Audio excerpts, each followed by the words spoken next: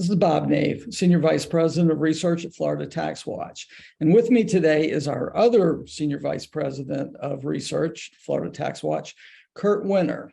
And today we're going to talk about the state's long-range economic outlook. So Kurt, what can you tell us about the long-range economic outlook? What is it? Well, it's a constitutionally required planning tool. We think it's a real valuable tool. What it does is it forecasts revenues against expenditures over the next 3 years to give the legislature an idea of if they're going to be facing budget shortfall or budget surplus. It's developed every year by the legislature, their Office of Economic and Demographic Research and the appropriations committees, and using the information from the recent cycle of estimating conferences that they hold.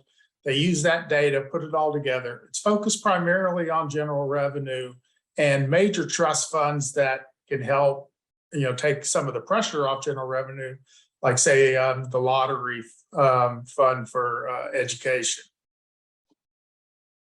Okay, and it's my understanding that the outlook addresses both critical needs of the state and high priority needs of the state. So can you tell us what the difference between those two is and give us an example or two of each? Yeah, so you're right. What they do is they take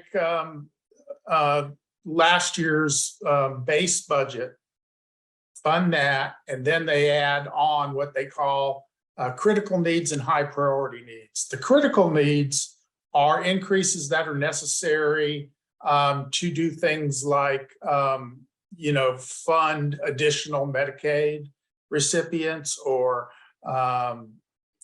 fund additional students in the school system. There are things that they have to fund without making some kind of major programmatic change. Then there are the high priority needs, and these are things that might not be recurring funding, but they generally fund them every year. It also includes some increases for things where they take the 3-year average of something that's usually increased in funding and they apply that. So it can kind of be looked at as a continuation budget, basically doing everything the legislature has been doing.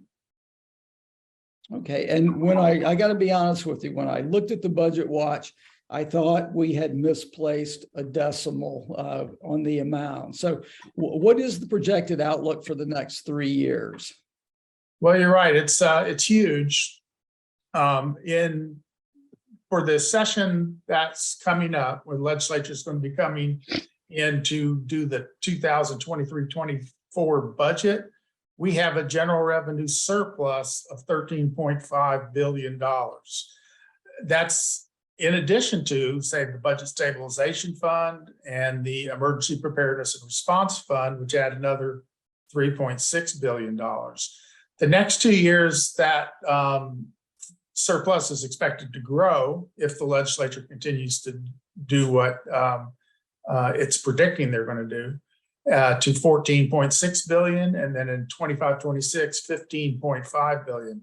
These are far and away the biggest surpluses we've ever had, and is different than for several years when we were showing deficits, where the legislature was coming in and recurring expenses were exceeding recurring revenues, and the legislature was told they have to do something to avoid a budget deficit.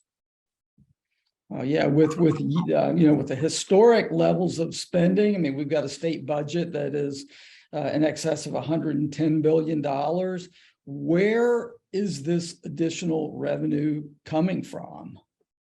Well, revenue in Florida, general revenue, and particularly the sales tax, has been going great guns for some time. Everybody expected there to be a real drop in revenues from the pandemic. There was a drastic drop short term, but as soon as the economy started picking back up, revenues started coming in, and we have now exceeded the actual revenues collected in a month have exceeded what was projected in like 25 straight months, and by huge amounts. In the last 6 months, of last fiscal year came in, like $3 billion above estimate. What that's coming from is a lot of it had to do with the federal pandemic relief funds that put a lot of money into the economy. People had, at the beginning of the pandemic, people built up savings to a historic high because they were worried about what's going on in the future. And so as they start to spend that money, that's more sales tax. Also, there's recently been more elevated use of credit, which also increases spending. And also what we've seen is that when people are worried about the economy or there's less money available, they tend to spend more of their money on goods, which are generally taxable by the sales tax, as opposed to services, which are generally not taxable.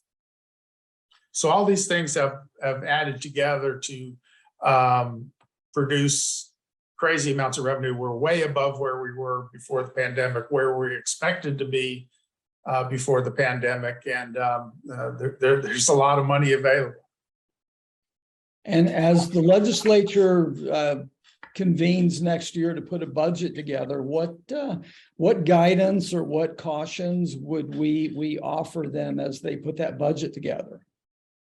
Well, in terms of the outlook, one thing is that the outlook is assuming that for required local effort, school taxes, that's the local property taxes that school districts have to levy to participate in the education funding formula. They're expecting the legislature to keep the same millage rate, which would be a lot of additional local property tax dollars, and they're counting on that to fund the increase in schools and to provide a per student funding increase. We would recommend that, and I think this is even more important in light of the hurricane and some of the impacts we're seeing there. The legislature, we're recommending that the legislature roll back the millage rate to where it's back to basically bringing in the same amount of revenue, except they give an allowance for new construction. If they go back to that, they're going to have to use state money to fund the increase instead of local property taxes. And we think with all the revenue that we have available, they don't need to increase local property taxes to pay for that.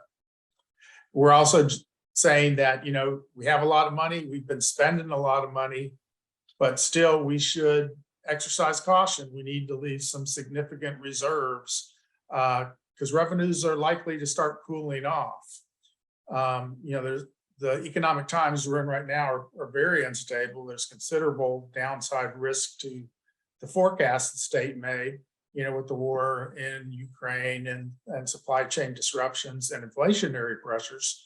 Inflation in the short term boosts sales tax because prices go up. But the longer we have high inflation, it starts to have other effects on the economy and can drag that down. So things are good. We're in the best financial shape we've ever been in, but there's a lot of risk, and the hurricane just added more to it.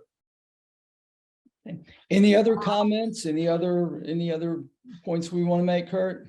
No, it's I just think it's fairly remarkable the amount of money that the state has available when you consider how much spending we've done. In the last 2 years, our budget went up by about $20 billion in just 2 years. It's now at $110 billion. And you have to remember that that doesn't even count tens of billions of dollars in federal aid that Florida gotten spent on truly like generational investments in the state's infrastructure. So we've spent money like ever before, most of it non-recurring, but we still have more money available than at any time in Florida history. Well, Kurt, thank you for your time and knowledge. For those viewers who have not seen the Budget Watch, it is available on our website at www.floridataxwatch.org. If you'll scroll down to the most recent research reports, it is at or near the top. And while you're on our website, if you've not yet registered for our annual meeting, It's going to be November 30th through December 2nd at the Biltmore in Coral Gables. And our keynote speaker this year is former Governor Jeb Bush. So hope to see you all at the Biltmore in November. Kurt, thanks again. Thank you, Bob.